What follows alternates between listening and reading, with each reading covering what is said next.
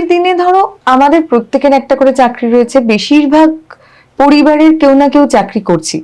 কিন্তু তবুও এই যে ভয়ের কথা আমি তোমায় বললাম, এটা কোথাও দাঁড়িয়ে মানসিক পর্যায়ে চলে যাচ্ছে। এটা কেন হচ্ছে? কারণ দেখো, আমরা যে কোনো জায়গায় যদি আমি দেখি যে আমি এবং আমার সাথে আরো 5 জন মানুষ একই প্লেনে আমরা দাঁড়িয়ে আছি, এবং সেখানে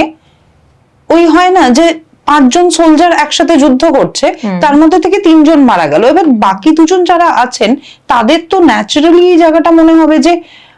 আমারও হতে পারে, এইবার বোধহয় আমার টার্ন। তো এই রকম অবস্থায় আমাদের চাপের জায়গাটা মারাত্মক বেড়ে যায়, এবং হয়তো আমি জানিও যে আমার চাকরি যাবে না, এখন আগামী 2 বছরে তো কোনো সম্ভাবনাই নেই যে আমার চাকরি চলে যাবে, তাও ভেতরে ভেতরে না কোথাও একটা মনে হয় যদি বাই চান্স চলে যায় সবকিছু ঠিক আছে, কিন্তু যদি এরকম হয় যে ধরো ম্যানেজমেন্টই বদলে গেল, মানে এখনকার যে সিচুয়েশন আছে পুরো সিচুয়েশনটাই অন্যরকম হয়ে গেল, তখন কি হবে? আমরা